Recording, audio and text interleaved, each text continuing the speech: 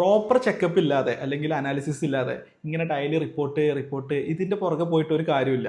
എല്ലാവരും എന്താ ചെയ്യുക അറിയോ, കൂടുതൽ പ്രോഫിറ്റബിലിറ്റി കിട്ടാൻ വേണ്ടിയിട്ടും പെർഫോമൻസ് അനലൈസ് ചെയ്യാൻ വേണ്ടിയിട്ടൊക്കെ റിപ്പോർട്ട്സ് വാങ്ങും, മോർണിംഗ് മീറ്റ് വെക്കും, റിപ്പോർട്ട്സ് വാങ്ങും. പക്ഷേ ഇതിങ്ങനെ ഗൂഗിൾ ഷീറ്റിൽ കിടക്കേക്കാരം. അതുകൊണ്ട് പ്രത്യേകിച്ച് കാര്യമൊന്നുമില്ല. നമ്മൾ എന്താ പറയുക, വണ്ടീനെ കുറിച്ച് പറയുകയാണെങ്കിൽ എന്താ പറയുക, ഇത്ര കിലോമീറ്റർ കഴിയുമ്പോൾ വീൽ അലൈൻമെൻറ്റ് ചെയ്യണം, ഇത്ര കിലോമീറ്റർ കഴിയുമ്പോൾ ഓയിൽ മാറ്റണം എന്നൊക്കെ നമ്മളത് പറഞ്ഞ് ആ രൂപത്തിൽ നമ്മൾ റിമൈൻഡറൊക്കെ വെച്ച് ചെയ്യുമ്പോഴാണല്ലോ പെർഫോമൻസ് നമ്മളെ വണ്ടിക്ക് കിട്ടുക. എന്ന് പറഞ്ഞ പോലെ തന്നെ ബിസിനസ്സിൽ ഈ ഡാറ്റ ഈ ഗൂഗിൾ ഷീറ്റിൽ ഇങ്ങനെ അടിച്ചിട്ട സാധനങ്ങൾ എന്ത് ചെയ്യണം, കൃത്യമായിട്ട് അനലൈസ് ചെയ്തിട്ട് അതിനനുസരിച്ചുള്ള ഡിസിഷൻസ് എടുക്കണം. അപ്പോൾ അതിനൊരാളെ ഏൽപ്പിക്കണം. ഇപ്പോൾ മാർക്കറ്റിങ്ങിൽ ഹെഡായിട്ടുള്ള ഒരാളെ എന്ത് ചെയ്യണം, എല്ലാ വീക്കിലോ അല്ലെങ്കിൽ മന്തിലോ കഴിഞ്ഞ മാസം നടന്നതിൽ എന്താണ് മനസ്സിലാക്കാൻ പറ്റിയത് എന്നുള്ളത് അതിൻ്റെ മുകളിലുള്ള സിഇഒക്കോ അല്ലെങ്കിൽ സിഇഒക്കോ ഒക്കെ റിപ്പോർട്ട് ചെയ്യുന്ന രൂപത്തിൽ ആക്കണം.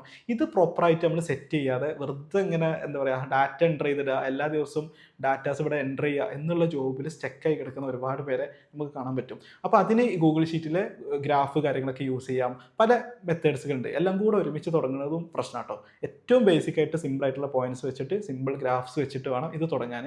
എന്നിട്ട് ഓരോ അനാലിസിസിനും ബേസ് ചെയ്തിട്ട് അടുത്ത അനാലിസിസിലേക്ക് എത്തുന്ന സമയത്ത് എന്ത് മാറ്റങ്ങൾ വരുത്തണം എന്നുള്ളതൊക്കെ. അപ്പം ഇങ്ങനെ ചെയ്യുന്ന സമയത്ത് നല്ല നല്ല ഐഡിയാസൊക്കെ വരും. ആ ബിസിനസ്സിനെ ഗ്രോത്തിൽ എത്തിക്കുന്ന വലിയ പോയിന്റ്സുകളൊക്കെ കിട്ടും. എവിടെയാണ് ഫിനാൻസിൽ കുറേ പൈസ ലോസ് ആവണത് എന്നുള്ളത് മനസ്സിലാക്കാൻ പറ്റും. ഒരു 6 മാസമൊക്കെ മാർക്കറ്റിംഗ് ചെയ്തിട്ട് ഇത് ഐഡൻറ്റിഫൈ ചെയ്യാതെ പോവുകയാണെങ്കിൽ എന്താ, 6 മാസം മാർക്കറ്റിങ്ങിൽ ഇട്ട് ചിലവാക്കുന്ന പൈസ ഒക്കെ എന്താ ഫിനാൻസിനെ ബാധിക്കുന്നുണ്ടാവും. ആ കാരണം കൊണ്ടേക്കാണ് ബിസിനസ് കൂട്ടി പോകുന്നുണ്ടാവുക.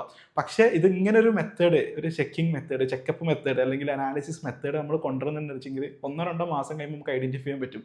ഇങ്ങനെ പൈസ സ്പെൻഡ് ചെയ്യുന്നതിനനുസരിച്ച് റിസൾട്ട് ഇല്ല, അല്ലെങ്കിൽ വരുന്ന ലീഡ്സിൽ പകുതി മുക്കാലും ക്വാളിഫൈഡ് അല്ലാത്ത ലീഡ്സ് ആണ്, അല്ലെങ്കിൽ സെയിൽസിലുള്ള പ്രശ്നം കാരണം ക്വാളിഫൈഡ് ആയിട്ടുള്ള ലീഡ്സ് പോലും ഒരു വളരെ കുറച്ച് കൺവേർഷനേ നടക്കണുള്ളൂ എന്നുള്ള ഐഡിയ ഒക്കെ കിട്ടും. മറ്റത് കിട്ടാതെ ഇങ്ങനെ പോവേ കാരണം. അപ്പോൾ പറഞ്ഞു വന്നത് എത്ര ഉള്ളൂ, കുറേ ഡാറ്റാസ് ഗൂഗിൾ ഷീറ്റിൽ എൻ്റർ ചെയ്തു എന്നുള്ളതുകൊണ്ട് മാത്രം ആ ബിസിനസ് സക്സസ്ഫുൾ ആവില്ല, ആ ബിസിനസ് കൂടുതൽ പ്രോഫിറ്റബിൾ ആവില്ല.